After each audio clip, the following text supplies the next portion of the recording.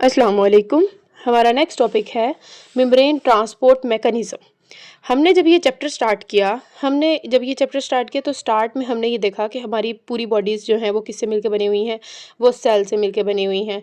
फिर हमने इसकी डिस्कवरी जो है वो डिस्कस की कि साइंसदानों ने कैसे सेल को डिस्कवर किया, सेल के अंदर क्या-क्या चीज़ें मौजूद हैं। फिर उसके बाद सेल को जो है वो माइक्रोस्कोप के नीचे देखा गया। माइक्रोस्कोप के नीचे देखा गया तो सेल के अंदर बहुत सारे स्ट्रक्चर्स मिले। फिर उन स्ट्रक्चर्स पे भी हमने डिटेल जो है वो डिस्कस कर ली है। Nucleus, mitochondria, Golgi apparatus, endoplasmic reticulum, इस तरह के ये सारे टॉपिक्स जो हैं वो सेल के अंदर पाई जाने वाली जो भी चीज़ें थी वो हम डिस्कस कर चुके हैं। फिर उसके बाद हमने सेल सिग्नलिंग डिस्कस किया। सेल सिग्नलिंग से क्या मुराद था कि सेल्स आपस में जो बात करते हैं, सेल अपने इन्वायरमेंट से आए हुए मैसेज से जो है वो कोई ना कोई रिस्पॉन्स शो करते हैं, उस चीज़ को देखा। अब हम बेसिकली पढ़ रहे हैं कि membrane transport mechanism. Membrane transport mechanism से क्या मुराद है कि सेल में से किसी भी चीज़ का सेल से बाहर जाना या सेल के अंदर आना। ठीक है, मेम्ब्रेन ट्रांसपोर्ट मतलब सेल की मेम्ब्रेन से चीज़ों की ट्रांसपोर्ट होना। जो चीज़ें सेल के अंदर जो है वो ज़्यादा अमाउंट में है या फिर जो है वो वेस्ट मटेरियल है, उसको सेल से बाहर फेंक देना, और जो है वो जो चीज़ें न्यूट्रिएंट्स सेल को चाहिए उनको सेल की बॉडी के अंदर ले जाना। ठीक है, तो मेम्ब्रेन ट्रांसपोर्ट मैकेनिज्म, ठीक है, ऐसे मैकेनिज्म्स जिनमें मेम्ब्रेन के ज़रिए चीज़ों को ट्रांसपोर्ट किया जाता है। ठीक है, अब ये ट्रांसपोर्ट बेसिकली हम करते क्यों हैं? मटेरियल को सेल के अंदर डालना या सेल से बाहर निकालना जो है वो क्यों ज़रूरी है? ताकि सेल के अंदर का एनवायरनमेंट मेंटेन रखा जा सके। ठीक है, ताकि होम्योस्टेसिस की जा सके।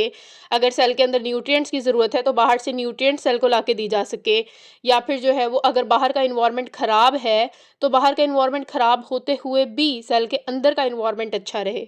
ठीक है, तो मेम्ब्रेन ट्रांसपोर्ट मैकेनिज़म्स, ये जो मेम्ब्रेन ट्रांसपोर्ट मैकेनिज़म्स हैं, चीज़ों का सेल के अंदर या बाहर जाना है, आर एसेंशियल प्रोसेसेस, बहुत ज़रूरी हैं, that enable the cell to maintain, जो कि सेल की मदद करते हैं कि वो क्या कर सके, होम्योस्टेसिस मेंटेन कर सके। होम्योस्टेसिस कहते हैं कि सेल के बाहर के हालात चाहे जितने मर्जी खराब हों, लेकिन सेल के अंदर का इन्वायरमेंट जो है वो क्या हो, अच्छा हो, बेहतरीन हो, सेल के लिए अच्छा साबित हो। एक्वायर न्यूट्रिएंट्स, ताकि सेल के अंदर जो जो न्यूट्रिएंट्स चाहिए वो इस मेम्ब्रेन के ज़रिए जो है वो अंदर आ सके, न्यूट्रिएंट्स लिए जा सकें। या फिर सेल के अंदर कोई वेस्ट प्रोडक्ट है तो उसको भी सेल से बाहर फेंका जा सके। जैसे वेस्ट प्रोडक्ट, हमारी बॉडी से भी जो वेस्ट प्रोडक्ट होता है वो हमारी बॉडी के लिए हार्मफुल होता है। इसी तरह सेल की बॉडी के जो वेस्ट प्रोडक्ट होते हैं वो भी सेल के लिए हार्मफुल होते हैं, तो उनको भी रिमूव करना। ठीक है, तो वो मेम्ब्रेन के ज़रिए ही जो है वो रिमूव कर दिए जाते हैं। तो remove waste products and communicate with environment, और अगर इन्वायरमेंट से कोई भी मैसेज आता है तो उसको भी प्लाज्मा मेम्ब्रेन के ज़रिए ही उस मैसेज को रिसीव किया जाता है। ठीक है, तो membrane transport mechanisms are essential processes, बहुत ज़रूरी प्रोसेसेस हैं, दैट इनेबल द सेल, जो कि सेल को इस काबिल बनाते हैं कि वो मेंटेन कर सके होम्योस्टेसिस मेंटेन कर सके, न्यूट्रिएंट्स को एक्वायर कर सके अपनी बॉडी में, वेस्ट प्रोडक्ट्स को रिमूव कर सके और अपने इन्वायरमेंट से कम्युनिकेट कर सके। ठीक है, अब बेसिकली ये जो मेम्ब्रेन है, सेल की जो बाहर वाली मेम्ब्रेन होती है उसे हम क्या कहते हैं कि प्लाज्मा मेम्ब्रेन है। तो जो सेल के अंदर मटेरियल आएगा वो कहाँ से आएगा? प्लाज्मा मेम्ब्रेन से आएगा। अगर कोई चीज़ बाहर भेजनी है तो वो भी कहाँ से भेजी जाएगी? प्लाज्मा मेम्ब्रेन के थ्रू ही भेजी जाएगी। तो cells rely on plasma membrane, cell जो है वो प्लाज्मा मेम्ब्रेन पे रिलाई करता है कि प्लाज्मा मेम्ब्रेन क्या करेगी, for regulating the movement of substances in and out of the cell, कि प्लाज्मा मेम्ब्रेन के ज़रिए ही चीज़ें जो हैं वो सेल के अंदर आएंगी या सेल से बाहर जाएंगी। ठीक है, दो तरह के मैकेनिज्म्स होते हैं। देयर आर टू मैकेनिज्म्स, दो तरह के मैकेनिज्म्स हैं। एक को हम कहते हैं पैसिव ट्रांसपोर्ट और एक को हम कहते हैं एक्टिव ट्रांसपोर्ट। ठीक है, फॉर एग्जांपल मैं कहती हूँ कि एक कंपार्टमेंट है और इस जो है वो इस कंपार्टमेंट में जो है वो इस फॉर एग्जांपल ये एक छोटा सा एरिया है, इस एरिया में दो रूम्स हैं। ठीक है, एक रूम में जो है वो बहुत सारे लोग हैं और एक रूम में जो है वो बहुत कम लोग हैं। ठीक है, तो ये जो एक कमरा जो भरा हुआ है लोगों से, उसमें से लोग ज़ाहिर सी बात है फंसे हुए हैं। यहाँ पर लोग ज़्यादा हैं तो हम इसको ऐसे कह सकते हैं कि ये है हाई कंसंट्रेशन एरिया। और यहाँ पर लोग कम है तो हम इसको कहेंगे लो कंसंट्रेशन एरिया। ठीक है, तो यहाँ से लोग जो हैं वो जाहिर सी बात है बहुत ज़्यादा घुसे हुए हैं, एक दूसरे के अंदर जो है वो टकरा रहे हैं, तो जो लोग हैं वो ये चाहेंगे कि हम यहाँ से निकल के दूसरे रूम के अंदर शिफ्ट हो जाए। तो ऐसा मैकेनिज्म जिसके अंदर मटेरियल जो है वो हाई कंसंट्रेशन से लो कंसंट्रेशन वाले एरिया पर जो है वो जाता है, इस तरह की मूवमेंट को क्या कहते हैं, इसको पैसिव ट्रांसपोर्ट कहते हैं। इस तरह की ट्रांसपोर्ट को क्या कह देते हैं, पैसिव ट्रांसपोर्ट कह देते हैं। और इसमें जो है वो कोई एनर्जी नहीं लगानी पड़ती है आपको, यहाँ से मॉलिक्यूल जो है वो खुद ही जो है वो इस तरफ चले जाते हैं। ठीक है, इसी के बरक्स अगर मैं कहूँ कि एक एरिया में 2 कमरे हैं और इस कमरे के अंदर एक के अंदर बहुत सारे लोग हैं और एक के अंदर बहुत कम लोग हैं, और ये वाला जो हाई वाला एरिया है ये जो है वो हाई वाला एरिया आ गया और ये वाला जो है वो हमारे पास लो कंसंट्रेशन वाला एरिया आ गया। ठीक है, और अगर मैं कहूँ कि लो कंसंट्रेशन से एक बंदे को इस कमरे के अंदर ऐड करके दिखाएं, तो हमें क्या करना पड़ेगा, पहले इस कमरे के अंदर थोड़ी सी जगह बनानी पड़ेगी, फिर इस बंदे को जो है वो इसके अंदर पकड़ के घुसाना पड़ेगा, इसमें हमें जो है वो एनर्जी लगानी पड़ेगी। तो जब मटेरियल लो कंसंट्रेशन से हाई कंसंट्रेशन की तरफ मूव करते हैं तो इस तरह की ट्रांसपोर्ट को एक्टिव ट्रांसपोर्ट कहते हैं और इसमें एनर्जी इस्तेमाल होती है, इसमें आपको एनर्जी लगानी पड़ती है। हाई कंसंट्रेशन में ऑलरेडी बहुत सारे लोग हैं, उसके अंदर एक नई चीज़ को घुसाने में आपको जो है वो बड़ी जो है वो एनर्जी लगानी पड़ेगी। लेकिन पैसिव ट्रांसपोर्ट में क्या है, हाई कंसंट्रेशन से लो कंसंट्रेशन की तरफ अगर कोई चीज़ मूव करती है तो उसमें आपको एनर्जी नहीं लगानी पड़ती। ठीक है, तो passive transport required no energy input, ऐसी ट्रांसपोर्ट जिसमें आपको कोई एनर्जी नहीं लगानी पड़ती, उससे आप क्या कहते हैं, पैसिव ट्रांसपोर्ट। और एक्टिव ट्रांसपोर्ट ऐसी ट्रांसपोर्ट की किस्म जिसमें आपको एनर्जी लगानी पड़ती है और मूवमेंट जो है वो लो कंसंट्रेशन से हाई कंसंट्रेशन की तरफ होती है, इसमें जो इसे आप क्या कहते हैं, एक्टिव ट्रांसपोर्ट कह देते हैं। पैसिव ट्रांसपोर्ट की डेफिनेशन देख लेते हैं। The movement of molecules, molecules की movement across plasma membrane, plasma membrane के जो है वो प्लाज्मा मेम्ब्रेन से मॉलिक्यूल्स की movement without any expenditure of energy, अगर इसमें कोई एनर्जी इस्तेमाल नहीं हो रही then is called passive transport. इस तरह की ट्रांसपोर्ट को क्या कहते हैं, पैसिव ट्रांसपोर्ट कहते हैं। मिसाल के तौर पर हम जब सांस लेते हैं, एक इंसान है, हम जब सांस लेते हैं हम अपनी बॉडी के अंदर ऑक्सीजन लेके जाते हैं। ठीक है, ऑक्सीजन हमारी बॉडी के अंदर क्यों जाती है, क्योंकि ऑक्सीजन हवा में ऑक्सीजन का कंटेंट क्या है, ज़्यादा है, हवा में ऑक्सीजन ज़्यादा है, हमारी बॉडी के अंदर ऑक्सीजन का लेवल कम है। ऑक्सीजन बाहर ज़्यादा है तो बाहर से हाई कंसंट्रेशन है और हमारी बॉडी के अंदर ऑक्सीजन का जो है वो कंटेंट कम है, तो मतलब हमारी बॉडी के अंदर ऑक्सीजन की लो कंसंट्रेशन है, तो बाहर से ऑक्सीजन जो है वो हमारी बॉडी के अंदर चली जाती है। इस तरह पैसिव ट्रांसपोर्ट हो जाती है। ठीक है, तो movement of molecules across plasma membrane, plasma membrane से मॉलिक्यूल्स का मूव करना without any expenditure of energy, और किसी किस्म की एनर्जी इसके अंदर नहीं इस्तेमाल हो रही, तो इस तरह की मूवमेंट को आप क्या कहते हैं, पैसिव ट्रांसपोर्ट कह देते हैं। पैसिव ट्रांसपोर्ट बेसिकली 3 किस्म की होती है। यहाँ पर आपकी बुक में 3 किस्म की पैसिव ट्रांसपोर्ट डिस्कस हुई है। एक को हम कहते हैं डिफ्यूजन, एक को हम कहते हैं facilitated diffusion and the third one is osmosis. ठीक है, डिफ्यूजन बेसिकली क्या होता है, मिसाल के तौर पर एक कमरा है, इस कमरे के अंदर जो है वो आप एक साइड पे जो है वो खुशबू जो है वो डाल देते हैं, कोई भी जो है वो रूम स्प्रे कर देते हैं।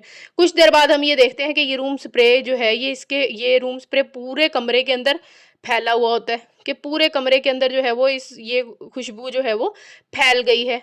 ठीक है, तो मॉलिक्यूल्स एक जगह से सारी जगह पर क्या हो जाते हैं, फैल जाते हैं। इस तरह की मूवमेंट को आप क्या कह देते हैं, डिफ्यूजन कह देते हैं। आपने खुशबू एक जगह पर छिड़की थी, यहाँ पर मॉलिक्यूल्स की कंसंट्रेशन क्या थी, हाई कंसंट्रेशन में थे, बाकी कमरे में मॉलिक्यूल्स नहीं थे, मतलब वहाँ पर क्या हुई, लो कंसंट्रेशन, और मॉलिक्यूल्स हाई कंसंट्रेशन से लो कंसंट्रेशन में मूव करते गए और इस तरह ये मॉलिक्यूल्स जो हैं वो आपके पूरे कमरे में फैल गए। इस तरह की जो मूवमेंट है उसमें आप क्या कहते हैं, डिफ्यूजन कहते हैं, और इसमें कोई एनर्जी इस्तेमाल नहीं होती, इसलिए ये पैसिव ट्रांसपोर्ट की एक टाइप है। ठीक है, फैसिलिटेटेड डिफ्यूजन से क्या मुराद है, एक ऐसी डिफ्यूजन जिसमें कोई चीज़ मौजूद है जो कि डिफ्यूजन करवा रही है, कोई बंदा है जो कि फैसिलिटेट कर रहा है इस डिफ्यूजन को। ठीक है, मतलब ये कि अगर सेल के ऊपर जो है वो कुछ खास किस्म की यहाँ पर प्रोटीन्स बैठी होंगी, ठीक है। इन प्रोटीन्स के जरिए, फॉर एग्जांपल बाहर मैं कहती हूँ कि कोई मॉलिक्यूल की कंसंट्रेशन ज़्यादा है, तो वो इस प्रोटीन के जरिए सेल के अंदर जो है वो एंटर करेगा। तो ये प्रोटीन क्या कर रही है, इस तरह की डिफ्यूजन को फैसिलिटेट कर रही है। तो इसलिए हम इसको क्या कहते हैं कि ये क्या है, फैसिलिटेटेड डिफ्यूजन।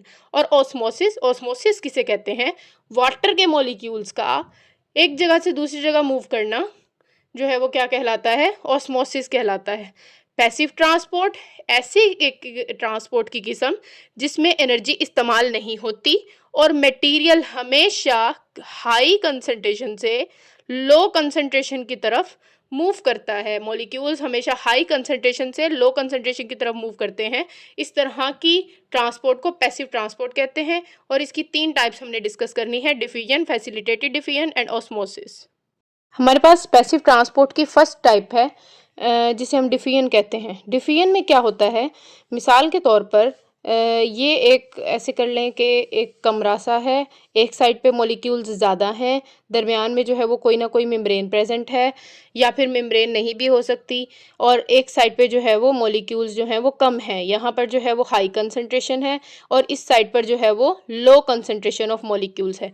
इस सिचुएशन में मॉलिक्यूल्स जो हैं वो हाई कंसंट्रेशन से निकल के लो कंसंट्रेशन वाले एरिया पर जाना शुरू हो जाते हैं। इस तरह की मूवमेंट को हम क्या कह देते हैं कि ये क्या है, डिफ्यूजन है, ठीक है। The net movement of substance, किसी भी सब्सटेंस की movement from an area of higher concentration to lower concentration, high concentration वाले एरिया से लो कंसंट्रेशन वाले एरिया तक जो मॉलिक्यूल्स की मूवमेंट होती है, इस कॉल्ड डिफ्यूजन। इसे हम क्या कह देते हैं कि ये क्या है, डिफ्यूजन है, ठीक है। अब इसमें देखें कोई एनर्जी का इस्तेमाल नहीं हो रहा, हाई एनर्जी से जो है वो मॉलिक्यूल्स निकल के लो एनर्जी वाली साइड पे जो है वो लो कंसंट्रेशन वाले एरिया में जो है वो जा रहे हैं, इसमें कोई एनर्जी जो है वो नहीं लग रही। तो ये क्या है, पैसिव ट्रांसपोर्ट की एक टाइप है। This is type of passive transport, ये एक पैसिव ट्रांसपोर्ट की टाइप है। बिकॉज क्योंकि cell does not expend energy, क्योंकि इसके अंदर कोई एनर्जी इस्तेमाल नहीं हो रही। When molecules diffuse across the membrane, जब मॉलिक्यूल्स जो हैं वो मेम्ब्रेन से पास आउट होते हैं, एक जगह से दूसरी जगह मेम्ब्रेन से जा रहे होते हैं, तो उनमें कोई एनर्जी इस्तेमाल नहीं होती। इस वजह से हम जो है वो इसको क्या कह देते हैं कि ये क्या है, पैसिव ट्रांसपोर्ट है, ठीक है। Facilitated diffusion, next is facilitated diffusion. ये डिफ्यूजन बेसिकली सेल के अकॉर्डिंग जो है वो, सेल के अंदर अगर कोई मटेरियल जो है वो ज़्यादा है तो वो प्लाज्मा मेम्ब्रेन के थ्रू ऐसे बाहर की तरफ चला जाएगा, मतलब हाई कंसंट्रेशन से लो कंसंट्रेशन की तरफ जो है वो मूव कर जाएगा। फैसिलिटेटेड डिफ्यूजन में क्या होता है, फैसिलिटेटेड डिफ्यूजन में कुछ मॉलिक्यूल्स ऐसे होते हैं जो कि सेल से ऐसे ही मूव नहीं कर जाते मेम्ब्रेन के थ्रू। उन्हें जो है वो कुछ खास किस्म की चीज़ें होती हैं जो एक जगह से दूसरी जगह मूव करवाती हैं। जैसे हमने प्लाज्मा मेम्ब्रेन का पढ़ा था कि प्लाज्मा मेम्ब्रेन के स्ट्रक्चर में दरमियान में कुछ खास किस्म की प्रोटीन्स लगी हुई होती हैं, ठीक है। वो प्रोटीन्स जो हैं वो ट्रांसपोर्ट प्रोटीन्स भी होती हैं, ठीक है। तो ये मॉलिक्यूल्स ट्रांसपोर्ट प्रोटीन के थ्रू एक जगह से दूसरी जगह मूव करते हैं। मिसाल के तौर पर मैं कहती हूँ कि सेल के बाहर जो है वो कोई मॉलिक्यूल जो है वो ज़्यादा अमाउंट में मौजूद है और सेल के अंदर जो है वो कम कंसंट्रेशन में है, तो इस मॉलिक्यूल्स ने, फॉर एग्जांपल मैं कहती हूँ कि इसने सेल के अंदर आना है, तो ये ट्रांसपोर्ट प्रोटीन के ज़रिए जो है वो अंदर आते हैं। तो मतलब यहाँ पर कोई ना कोई खास किस्म की चीज़ मौजूद है जो कि इस डिफ्यूजन को फैसिलिटेट कर रही है, ठीक है। तो सम मॉलिक्यूल्स मूव इनटू और out of the cells with the help of transport proteins.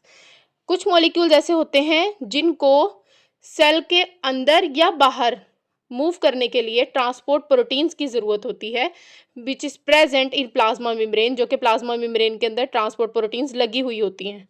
When molecules move from higher concentration to lower concentration with the help of transport protein, जब molecules higher concentration से low concentration वाले area में जाते हैं with the help of transport protein, is called facilitated diffusion. इस तरह की diffusion को हम क्या कह देते हैं कि ये क्या है, ये फैसिलिटेटेड डिफ्यूजन है।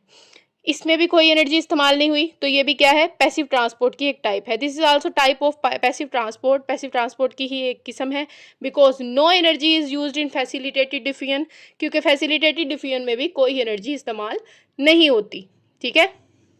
Rate of facilitated diffusion depends on how many transport protein molecules are available in the membrane। अब देखें जितनी ज़्यादा प्रोटीन्स लगी हुई होंगी उतने ज़्यादा मॉलिक्यूल्स जल्दी जल्दी जो है वो अंदर जाएंगे। ठीक है, अगर प्रोटीन जो है वो कोई एक या दो है तो मॉलिक्यूल्स को गुजरने में ज़रा टाइम लगेगा। तो इसका मतलब ये हुआ कि डिफ्यूजन, फैसिलिटेटेड डिफ्यूजन का जो रेट है, मतलब जो स्पीड है, वो डिपेंड करती है ट्रांसपोर्ट प्रोटीन्स के नंबर पे कि कितनी ज़्यादा जो है वो ट्रांसपोर्ट प्रोटीन्स मौजूद हैं। जैसे हमें यहाँ पे जो है वो प्लाज्मा मेम्ब्रेन दिखाई हुई है, प्लाज्मा मेम्ब्रेन के दरमियान में ये जो है वो हमारे पास ट्रांसपोर्ट प्रोटीन दिखाई हुई है, और ये कुछ मॉलिक्यूल्स जो हैं वो दिखाए हुए हैं। ये सेल के अंदर वाले एरिया में जो है वो मॉलिक्यूल्स कम है और सेल के बाहर वाले एरिया में ये मॉलिक्यूल्स ज़्यादा हैं। तो ये हाई कंसंट्रेशन से लो कंसंट्रेशन की तरफ मूव कर रहे हैं with the help of transport protein. ठीक है, तो इस तरह की डिफ्यूजन को हम क्या कहेंगे कि ये क्या है, फैसिलिटेटेड डिफ्यूजन है। नेक्स्ट जो है वो ट्रांसपोर्ट प्रोटीन की भी टाइप्स डिस्कस की हुई हैं। ठीक है, ये ट्रांसपोर्ट प्रोटीन्स भी यहाँ पर जो है वो दो किस्म की हमारे पास जो है वो डिस्कस करनी है हमने। एक है चैनल प्रोटीन्स और एक है कैरियर प्रोटीन्स। ठीक है, चैनल प्रोटीन्स कौन सी होती हैं? These proteins form hydrophilic channels, मतलब ये प्लाज्मा मेम्ब्रेन के अंदर लगी हुई ऐसी प्रोटीन्स हैं जो कि हाइड्रोफिलिक इन नेचर हैं, हाइड्रोफिलिक चैनल बनाती हैं। हाइड्रो का मतलब होता है वाटर एंड फिलिक का मतलब होता है लविंग। ठीक है, मतलब ये ऐसे चैनल्स हैं जो कि वाटर लविंग चैनल्स हैं, और ये कुछ मॉलिक्यूल्स को ही, मतलब स्पेसिफिक किस्म के मॉलिक्यूल्स को या स्पेसिफिक किस्म के आयंस को ही अपने अंदर से गुजरने देती हैं ये प्रोटीन्स। ठीक है, इन्हें चैनल प्रोटीन्स कहते हैं। दे अलाउ स्पेसिफिक मॉलिक्यूल्स और आयंस टू पास, ये स्पेसिफिक मॉलिक्यूल्स को, स्पेसिफिक आयंस को अपनी बॉडी से जो है वो पास आउट होने देती हैं। दे कैन बी गेटेड और नॉन गेटेड, ये गेटेड भी हो सकती हैं या फिर ये नॉन गेटेड भी हो सकती हैं। गेटेड या नॉन गेटेड से क्या मुराद है कि ऐसा घर, फॉर एग्जांपल ऐसा घर जिसके बाहर जो है वो गेट मौजूद हो, और एक ऐसा घर है जिसके बाहर कोई गेट मौजूद नहीं है। जिसके अंदर गेट मौजूद नहीं है उसके अंदर अगर कोई आइन ने पास आउट करना है तो वो वैसे ही उसके अंदर से गुजर जाएगा। ठीक है, लेकिन जो गेटेड है वो सिर्फ उसका गेट जो है वो सिर्फ उस प्रोटीन का गेट जो है वो सिर्फ तब खुलेगा जब कोई चीज़ आकर इसका गेट खोलेगी, या जो है वो किसी किसी भी चीज़ के रिस्पॉन्स में खुलेगा ये, मतलब खुद से गेट नहीं खुल जाएगा। ठीक है, गेटेड चैनल्स हैं ऐसे रास्ते जिन पे गेट लगा हुआ है। दे कैन बी गेटेड और नॉन गेटेड, ये जो चैनल प्रोटीन्स हैं ये गेटेड भी हो सकती हैं, मतलब इन पे गेट लगा हुआ भी हो सकता है, या फिर ये नॉन गेटेड भी हो सकती हैं। नॉन गेटेड होंगी तो आयंस वगैरह ऐसे ही गुजर जाएंगे, और गेटेड होंगी तो गेटेड चैनल्स ओपन और close in response to specific stimuli, मतलब इसका गेट खोलने के लिए जो है वो कुछ खास किस्म के स्टिमुलाई का होना ज़रूरी है, चीज़ों का आना ज़रूरी है। ऐसे नहीं है कि ये दरवाज़ा खुला रहेगा। ठीक है, ये दरवाज़ा सिर्फ तब खुलेगा जब खास किस्म का आयन जो है वो इसमें से पास आउट करेगा, जिसने अटैच होगा। सच एज वोल्टेज चेंजेस, अगर सेल के अंदर वोल्टेज चेंज हो जाए कि सेल का जो है वो अंदर का इन्वायरमेंट का वोल्टेज जो है वो चेंज हो गया तो भी ये ओपन हो सकते हैं। उसके अलावा लाइगेंड बाइंडिंग, अगर कोई चीज़ इनके साथ आके अटैच हो गई, कोई मॉलिक्यूल अगर इनके साथ अटैच हो जाएगा तो भी ये ओपन हो जाएंगे। या फिर मैकेनिकल स्ट्रेस, अगर सेल के अंदर जो है वो कोई स्ट्रेस की कंडीशन चल रही है तब भी जो है ये गेटेड चैनल्स क्या हो जाते हैं, ओपन हो जाते हैं। चैनल प्रोटीन्स की हमारे पास एग्जाम्पल में आयन चैनल्स हैं। ठीक है, आयन चैनल्स मतलब आयन चैनल प्रोटीन्स मतलब ऐसी प्रोटीन्स जो कि आयंस को एक्सचेंज करती हैं। Allow passage of specific ions, ion channels में से ऐसी प्रोटीन्स हैं जो कि आयन चैनल्स मतलब आयंस को पास आउट करेंगी, जैसे कि सोडियम आयन को अपने अंदर से गुजरने देंगी, पोटाशियम आयन को अपने अंदर से गुजरने देंगी, कैल्शियम आयन को, क्लोरीन आयन को जो है वो पास आउट करेंगी। उसके अलावा कुछ और भी प्रोटीन्स, चैनल प्रोटीन्स में कुछ और भी किस्म की प्रोटीन्स हैं जिन्हें हम एक्वापोरिन्स कहते हैं, जो कि पानी को ट्रांसपोर्ट करने में हेल्प कर रही होती हैं। Facilitate rapid transport of water को ट्रांसपोर्ट करने में हेल्प करती हैं। उसके अलावा हमारे पास दूसरी जो प्रोटीन्स हैं वो है carrier proteins.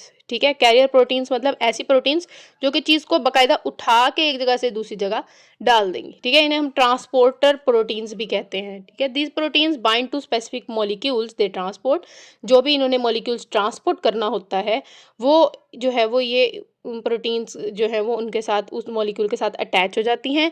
Undergo conformational changings, cell जो है, फॉर एग्जांपल सेल है, यहाँ पर एक प्रोटीन लगी हुई है, जो भी मॉलिक्यूल इसके साथ जो है वो इसने कैरियर प्रोटीन के साथ आकर जो है वो अटैच हो जाएगा और फिर कन्फर्मेशनल चेंजिंग्स आ जाएंगी और फिर इस मॉलिक्यूल को पकड़ के जो है वो सेल के अंदर डाल दिया जाएगा and move molecule across the membrane, और इस तरह मॉलिक्यूल जो है वो सेल के अंदर जो है वो चला जाएगा। They are highly specific for molecule they transport, ये भी जो है वो क्या है, स्पेसिफिक हैं। जैसे हमारे पास आयन चैनल्स थे, वो आयन को ही एक्सचेंज कर रहे थे, आयंस को ही एक्सचेंज करेंगे, आयंस को ही एक जगह से दूसरी जगह मूवमेंट करने में हेल्प करेंगे। एक्वापोरिन्स हैं, वो सिर्फ पानी को ही एक जगह से दूसरी जगह मूव करने में हेल्प करेंगी। इसी तरह ग्लूकोज ट्रांसपोर्टर्स प्रोटीन है, जो कि ग्लूकोज को सेल के अंदर या बाहर जो है वो मूवमेंट में हेल्प करेंगी। अमाइनो एसिड ट्रांसपोर्टर्स हैं, जो कि अमाइनो एसिड को ही ट्रांसपोर्ट करेंगे, किसी और चीज़ को नहीं करेंगे। तो ये क्या है, ये सारे क्या है, हाईली स्पेसिफिक हैं। जो भी चीज़, जो काम इनके जिम्मे लगाया हुआ है कि आपने ये चीज़ करनी है, ये वही चीज़ करेंगे। ठीक है।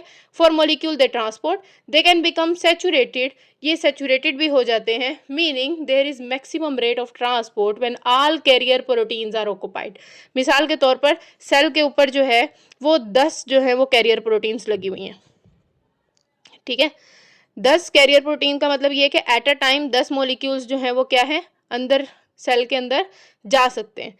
तो मतलब ये हुआ कि जब ये यहाँ पर सारी 10 के ऊपर जो है वो मॉलिक्यूल्स आकर अटैच हो जाएंगे, इसका मतलब ये होगा कि ये कैरियर प्रोटीन्स क्या हो गई हैं, सेचुरेटेड हो गई हैं। मतलब ये कि हर कैरियर प्रोटीन के अंदर से मॉलिक्यूल गुजर रहा है, मतलब ये कि डिफ्यूजन का रेट जो है वो क्या है, ज़्यादा हो गया है। तो दे कैन बिकम सेचुरेटेड, ये सेचुरेटेड भी हो जाती है, meaning there is maximum rate of transport.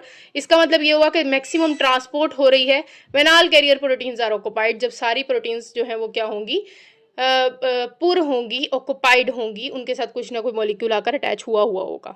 ठीक है। एग्जांपल्स में हमारे पास ग्लूकोज ट्रांसपोर्टर्स हैं, जो कि ग्लूकोज को ट्रांसपोर्ट करती हैं। अमाइनो एसिड ट्रांसपोर्टर प्रोटीन्स हैं, जो कि कैरियर प्रोटीन की टाइप हैं, वो क्या करती हैं, अमाइनो एसिड को ट्रांसपोर्ट करती हैं। ठीक है।